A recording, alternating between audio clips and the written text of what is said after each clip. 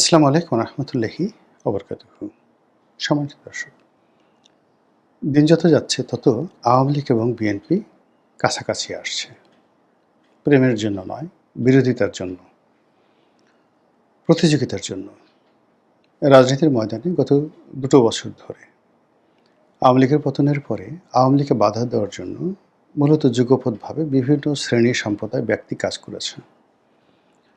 একথা সত্য যে ১৭ বছরের ক্রমাগত শাসনে, শোষণে, তাদের অত্যাচারে সমাজের মানুষ দিশেহারা হয়ে পড়েছিল। বহু মানুষ কায়মনো বাক্যে চেয়েছিল যে আওয়ামী লীগের পতন হোক। কিন্তু বাস্তবতা হলো যে আওয়ামী লীগের পতনের পরে যে পরিবেশ পরিস্থিতির সৃষ্টি হয়েছে এবং এখন পর্যন্ত যেটা চলছে, সেক্ষেত্রে এদেশে একজন অন্ধ, একজন বোবা, একজন বেকুব কেউ বলতে পারবে না যে আওয়ামী লীগ জমানাতে যে মন্দ কাজগুলো হয়েছে তার চেয়ে এখন মন্দ কাজ কম হচ্ছে। একজন লোক বলতে পারবে না যে আওয়ামী লীগ জমানাতে যে ভালো কাজগুলো হয়েছে দেশের জন্য, জাতির জন্য, কল্যাণের জন্য, ব্যবসার জন্য, বাণিজ্যের জন্য, তার চেয়ে আরও বেশি কাজ এ জমানাতে হচ্ছে।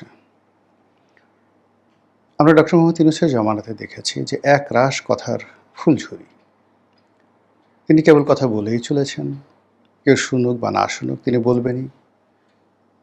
কেউ টিটকারি করুক, হাসুক, মস্কারা করুক, এটা কোনো বিষয় নয়। তাকে হাসতেই হবে জনগণের সামনে, আর ক্রমাগত মানুষকে স্বপ্ন দেখাতে হবে। এবং যেন তেন স্বপ্ন নয়, একেবারে ডাহা মিথ্যা স্বপ্ন। এবং ক্রমাগত 18 বর্ষ ধরে তিনি সেই মিথ্যার ভারে ডুবতে ডুবতে এমন একটা জায়গাতে তিনি ডুবে গেলেন যে এখন এই বাংলাদেশে ইউনূস নামে যে কোনো প্রাণী আছেন, জীবিত আছেন, বেঁচে আছেন, ভালো আছেন, কোথায় আছেন, কেমন আছেন, এটা নিয়ে কোনো মানুষের আগ্রহ নেই। মানুষ তাকে খুঁজে গালি দেওয়ার জন্য, মানুষ তাকে খুঁজে বদনাম করার জন্য। এমন অনেক ঘটনা ঘটে, তিনি হয়তো সেই কাজগুলো করেননি, কিন্তু তারপরে লোকজন তাকে বকাঝকা করছে। এই যে তার ব্যর্থতা, এই ব্যর্থতার সঙ্গে সঙ্গে তিনি যে সকল শক্তি তৈরি করেছিলেন, রাজনৈতিক শক্তি, তার কিংস পার্টি, অনেকগুলো কিংস পার্টি তিনি তৈরি করে এসেছিলেন।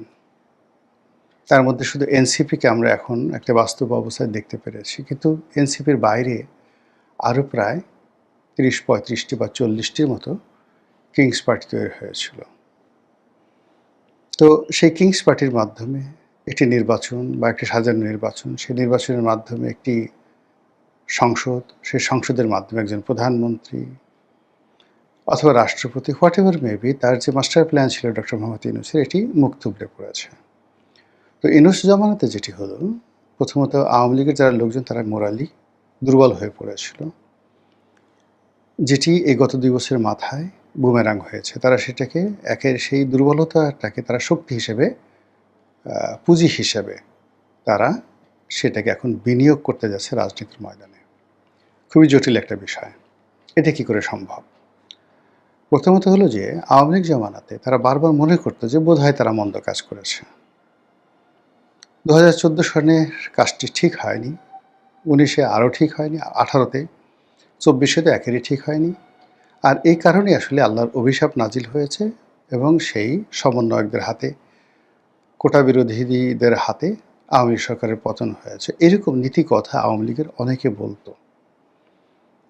কিন্তু এখন আওয়ামী লীগের সব লোক তারা যেটা বলছে সেটা হলো যে না, এই দেশ চালানোর জন্য আসলে শেখ হাসিনাকেই দরকার। শেখ হাসিনা যা করেছেন সঠিক করেছেন। বিএনপির অনেক লোক তারা এখন উচ্চ গলায় বলছে যে আমরা ডক্টর মোহাম্মদ ইউনূসকে চিনতে পারিনি। তাকে যদি বাংলাদেশে কেউ চিনে থাকে সেটি হলো শেখ হাসিনা চিনেছিলেন। এই সকল কথার ফলে কী হলো, আওয়ামী লীগ এবং শেখ হাসিনার সম্পর্কে আলটিমেটলি দেশের রাজনীতিতে একটা স্পেস তৈরি হয়ে যায়। অন্যদিকে ডক্টর মোহাম্মদ ইউনূসের ক্যাবিনেটে যারা ছিলেন, এর দুটো অংশ। একটা হলো ছাত্রদের মধ্যে যে অংশটি ক্যাবিনেটে ছিলেন অথবা ক্যাবিনেটে না থেকেও তারা মন্ত্রীর পদমর্যাদায় প্রভাব বিস্তার করেছে, যেমন হাসনাত, সার্জিস, তাদের ক্ষমতা কোনো অংশে কোনো মন্ত্রীর চেয়ে কম ছিল না। অন্যদিকে ক্যাবিনেটে যারা ছিলেন, সেই ক্যাবিনেটে ছিলেন যেমন মাহফুজ ছিলেন, আসিফ মাহমুদ সজীব ভূঁইয়া ছিলেন, নাহিদ ছিলেন। তো নাহিদ এখনো পর্যন্ত কোনো কিছু বলেনি এভাবে, কিন্তু আসিফ মাহমুদ সজীব ভূঁইয়া এবং মাহফুজ সরাসরি যেটি বলেছেন সেটি হলো তারা ইনুস সাহেবকে বুঝতে পারেননি, তারা কিচেন ক্যাবিনেটে ছিলেন না, তাদের সঙ্গে প্রতারণা করা হয়েছে এবং তাদেরকে সামনে দেখিয়ে দ্য ওল্ড হ্যাগার্ড, বুড়ো বা বুড়ি ডাইনি যারা ছিলে তারা তাদেরকে ব্যবহার করে নিজেদের স্বার্থ হাসিল করেছে। তো এই সকল কথার পাশাপাশি আবার বিএনপির যারা লোকজন আছে তারাও ডক্টর মোহাম্মদ ইউনূসের ব্যাপারে কেউ খুশি নন। এই ভদ্রলোক নানা রকম আমলাতান্ত্রিক জটিলতা তৈরি করে গেছে, সরকারের জন্য অনেকগুলো বোঝা তৈরি করে গেছে এবং আমাদের এই সমাজের যে বন্ধন ছিল, রাজনৈতিক বন্ধন, সামাজিক বন্ধন, সেই রাজনৈতিক সামাজিক বন্ধন ছিন্ন এবং বিচ্ছিন্ন করে দিয়েছে। এবং সেটা কেমন ছিল জাস্ট একটা উদাহরণ দিই। সম্প্রতি যেটি প্রকাশ্যে চলে এসছে, একজন সাংবাদিক, নামই বলে ফেলি, সেটা হলো বিবিসিতে চাকরি করতো আকবর, তিনি আর পরবর্তীতে এই আকবর আবার ইউনূসের জমানাতে প্রেস মিনিস্টার রূপে তিনি চাকরি করেছেন লন্ডন দূতাবাসে। আকবরের একটি বক্তব্য যে তিনি রিপোর্ট করার জন্য একটি জেলাতে গেলেন এবং সেখানে গিয়ে তিনি জানতে পারলেন যে ওখানে আওয়ামী লীগ জমানাতে আওয়ামী লীগের যে এমপি সংসদ সদস্য, তিনি প্রতি মাসে বিএনপির ওখানে যিনি সাবেক এমপি তাকে 5 লাখ টাকা করে দেন, ডোনেশন দেন, যেন তিনি রাজনীতি করতে পারেন। এই ঘটনা সত্য, সে নাম বলেনি কিন্তু সে জানে এবং সে বললে প্রয়োজনে আমি নাম বলবো, কিন্তু আমিও জানি এই ঘটনা সত্য। এরকম অসংখ্য ঘটনা, এই ঘটনা ঢাকা জেলায় ঘটেছে, এই ঘটনা নোয়াখালীতে ঘটেছে, এই ঘটনা যে কুমিল্লাতে ঘটেনি তাও কিন্তু বলা যাবে না। তো কাজেই এই যে রাজনীতির একটা সহমর্মিতা ছিল, অনেক কিছু আওয়ামী লীগের নেতারা নিয়ন্ত্রণ করতে পারতেন না, কিন্তু তারা বিএনপির সঙ্গে আসলে সম্পর্কটা নষ্ট করতেন না। কেন করতেন না? তারা জানতেন যে সামনে যদি নির্বাচন আসে তাহলে বিএনপি অবশ্যই ক্ষমতায় আসবে। তো সেক্ষেত্রে সংসদ সদস্যদের সাথে, সম্ভাব্য মন্ত্রীদের সাথে যেন তৃণমূল পর্যায়ে কারো সম্পর্ক নষ্ট না হয়, এটা যারা বুদ্ধিমান মানুষ তারা কিন্তু সেই কাজটি করতেন। তো ফলে কী হলো দেখুন, এই জামানাতে আওয়ামী লীগ নেই, অনেকে পালিয়েছেন কিন্তু সবাই পালাননি। আওয়ামী লীগের অনেক সংসদ সদস্য, সাবেক সংসদ সদস্য, তারা জেলখানাতে আছে, কিন্তু ওই যে তারা যে বিনিয়োগ করেছিলেন তাদের জামানাতে, বিএনপির যে নেতাদেরকে তারা সাহায্য করেছিলেন, তারা এখন তাদেরকে সাহায্য করেন এবং সহযোগিতা করেন, টাকা দিয়ে, পয়সা দিয়ে, সব দিয়ে। এটা একটা রাজনীতির কালচার। এটা বঙ্গবন্ধুর জামানাতেও ছিল, পাকিস্তান জামানাতেও ছিল। মুসলিম লীগের অনেক শীর্ষ নেতারা আওয়ামী লীগকে সহযোগিতা করতেন, আওয়ামী লীগের অনেক নেতা মুসলিম লীগের করতেন, বঙ্গবন্ধু স্বয়ং শাহজিজকে মাসোহারা দিতেন। তো এই যে সামাজিক বন্ধনটা, রাজনীতির বন্ধনটা, এটি ডক্টর মোহাম্মদ ইউনূস নষ্ট করে দিয়ে গিয়েছেন। নষ্ট করে দিয়ে তিনি পুরো রাজনীতির যে অঙ্গন, এটিকে অনেকটা খিচুড়ি বানিয়ে ফেলেছেন। আর এই খিচুড়ির কবলে পড়ে এখন বিএনপি রীতিমতো নাস্তানাবুদ হচ্ছে। তো যেটা বলছিলাম, রাজনীতি একটা গেম, একটা খেলা। এই খেলায় কৌশল আছে এবং সেই কৌশল doctor Mohammad Yunus, deep state, Jamaat, NCP সবাই কিন্তু শিখে গেছে এবং তারা বিএনপিকে খেলছে, বিএনপিকে নিয়ে খেলছে। খেলে তারা যে কাজটি করছে সেটি হলো সরাসরি বিএনপি এবং আওয়ামী লীগ এই দুটো শক্তিকে মুখোমুখি করে দিয়েছে।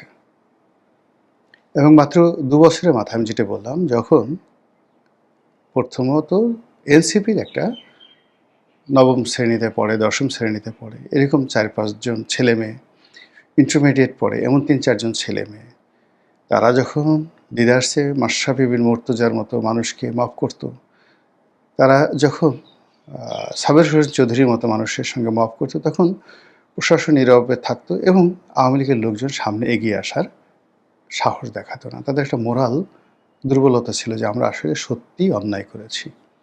কাজেই এই যে মব কিছু হচ্ছে বা যা কিছু হচ্ছে, এটা আমাদের প্রাপ্য। কিন্তু গত 2 বছরের ডক্টর মোহাম্মদ ইউনূসের ব্যর্থতা এবং গত 100 দিনে এই বর্তমান সরকারের কোনো সফলতা না থাকা, এই কারণে আওয়ামী লীগের সাহস বেড়ে গেছে, আওয়ামী লীগের শক্তি বেড়ে গেছে। তাদের নীতি নৈতিকতার যে জায়গাটি সেটি তারা রিগেইন করেছে এবং তারা মনে হচ্ছে যে না আমরা সঠিক ছিলাম, এই জাতি মানে একমাত্র শেখ হাসিনা ছাড়া কেউ সফল হতে পারবে না। ফলে কি হচ্ছে, এখন তারা জামাতের সঙ্গে মারামারি করবে কল্পনাও করতে পারে না, এনসিপির সঙ্গে মারামারি করবে কল্পনাই করতে পারে না। এনসিপি বা জামাত তারা আসলে এই পরিস্থিতিতে আওয়ামী লীগের সঙ্গে মারামারি করবে এটা তারাও কল্পনা করে না। তারা বরং অনেকেই দায় এড়ানোর জন্য আমরা তো এই কাজ করিনি, এটা সবই বিএনপি করেছে, তারেক রহমান সাহেব লন্ডন থেকে টাকা দিয়েছে, তো সালাউদ্দিন সাহেব ভারত থেকে টাকা দিয়েছে, তাদের টাকায় জুলাই বিপ্লব হয়েছে, তাদের টাকা দিয়ে ওই জুলাইতে যা কিছু হয়েছে দে হ্যাভ ইনভেস্টেড, এটা নুরু বলেছে, তারপর তারেক বলেছে, স্বয়ং তারেক রহমান সাহেবের যারা ঘনিষ্ঠজন তারাও বলেছেন যে তিনি হলেন এই আন্দোলনের মাস্টার মাইন্ড। ফলে সত্যিকার অর্থে যারা মাস্টার মাইন্ড তারা এখন আর নিজেদেরকে মাস্টার মাইন্ড বলছেন না, তারা ঠেলে ঠেলে বিএনপিকে বলছেন যে এরা হলো মাস্টার মাইন্ড। কারণ হলো সামনে যে রাজনীতির সমীকরণ আসছে সেই সমীকরণে যেন বিএনপি এবং আওয়ামী লীগ সরাসরি মাঠে আসে। আর সরাসরি মাঠে আসলে আপনি বুঝতে পারেন যে বিএনপি মূলত গত এই ৩-৪ মাস ধরে শক্তি অর্জন করার চেষ্টা করছে। অন্যদিকে আওয়ামী লীগ গত ১৭ বছর ধরে যে শক্তি সঞ্চয় করেছে, যে শক্তি অর্জন করেছে, যেটি গত ২ বছরের মানে জুলুম অত্যাচারে পরিবেশ পরিস্থিতি বা বিরূপ পরিস্থিতির কারণে এটি এখনও নিঃশেষ হয়ে যায়নি। ফলে আওয়ামী লীগের যা কিছু আছে এটুকুকে যদি আপনি একটা মেশিনে তৈরি করেন বা একটা শক্তিতে রূপান্তর করেন, আর বিএনপি যতটুকু অর্জন করেছে গত ৪ মাসে সেটিকে যদি একটি শক্তিতে রূপান্তরিত করেন এবং দুটো শক্তি বা ফোর্সকে যদি মুখোমুখি দাঁড় করিয়ে দেন, আপনি খুব সহজেই বুঝতে পারবেন কারা বিজয়ী হবে, কারা লাভবান হবে, কারা ক্ষতিগ্রস্ত হবে। এবং এই কাজটি করার জন্যই Jamaat, NCP, doctor Mohammad Yunus, deep state, এমনকি ভারত সবাই মিলে পুরো মাঠটিকে আওয়ামী লীগের জন্য একটা সুবিধাজনক অবস্থান তৈরি করে ফেলেছে, আর বিএনপির জন্য এমন একটা অবস্থা তৈরি করে ফেলেছে বিএনপি এখন নিশ্চিম নীরব একা। আপনি চিন্তা করুন যে সংগঠন এখন বিএনপির সাথে যারা যারা আছে, জুনায়েদ সাকি আছে, নুরুল হক নুরু আছে, তারপর আন্দালিব রহমান পার্থ আছে, সাদাত হোসেন সেলিম আছে, এখন তারা সংসদ সদস্য হয়েছেন, তারা তারেক রহমান সাহেবের খুবই আপনজন প্রিয়জন। তারা হয়তো তারেক রহমান সাহেবের জন্য যদি চান নেতা আপনার জন্য আমার সেই কলিজাটা খুলে আপনার হাতে দিলাম, আপনি এটাকে কলিজাটা ভুনা করে খেয়ে ফেলেন, একথা তারা বলতে পারবে। বা তারা যদি চান ওই যেভাবে নূরে আলম সিদ্দিকী সাহেব বঙ্গবন্ধুকে খুশি করার জন্য বক্তব্য দিয়েছিলেন যে হে নেতা আপনি যদি চান তবে নিজের চোখ নিচে তুলে রক্ত জবার মতো আপনার হাতে তুলে দেবো, কিন্তু আপনি যে বাকশাল করলেন সেটা সমর্থন করব না। তো সেইভাবে যারা জনাব তারেক রহমান সাহেবের ঘনিষ্ঠজন, তারেক রহমান সাহেব যাদেরকে বিশ্বাস করে ক্ষমতার একেবারে পাদপীঠে বসিয়েছে, তারা বলবে হে নেতা যদি চান এই চোখ নিজের হাতে তুলে রক্ত জবার মতো আপনার কাছে দিয়ে দেব, আমার যে কলিজা সেই কলিজাটা নিজের গলার মধ্যে হাত দিয়ে কলিজাটা টেনে ছিঁড়ে বের করে আপনার হাতে দিয়ে দেব। কিন্তু যদি বলেন আওয়ামী লীগের সঙ্গে মারামারি করার জন্য, হে জনাব এটি কী করে সম্ভব, আমি একা মানুষ, আমি তো সমূলে মরে যাব, আমার কলিজা ছিঁড়ে নিয়ে গেলে হয়তো আমি বাঁচতে পারি, চোখ না থাকলেও বাঁচতে পারি, কিন্তু আওয়ামী লীগের পাল্লায় যদি পড়ি তো জীবন নিয়ে টানাটানি, আমার তো সংগঠন নেই, আমার তো লোক নেই, জন্যই আমি যা আছি আমি একা, এই একা দিয়ে আমি আপনার জন্য সুপা চালাতে পারি, চাপা চালাতে পারি, আপনার জন্য সব কিছু করতে পারি, কিন্তু আমি তো আমার লোকবল দিয়ে আওয়ামী লীগের সঙ্গে পারবো না জনাব। এরকম একটা ডায়ালগ তৈরি হতে পারে। আর এই দৃশ্য দেখে জামাত, এনসিপির যারা লোকজন আছে তারা হাসতে পারে, মুখ হা হা করে হাসতে পারে। তো কাজেই রাজনীতি যত সহজ যাচ্ছে, যত সহজ মনে হচ্ছে, আগামী দিনগুলোতে এগুলো এত সহজে যাবে না। মহান আল্লাহ আমাদের সবাইকে হেদায়েত দান করুন এবং হেফাজত করুন। আসসালামু আলাইকুম ওয়া রাহমাতুল্লাহি ওয়া বারাকাতুহু।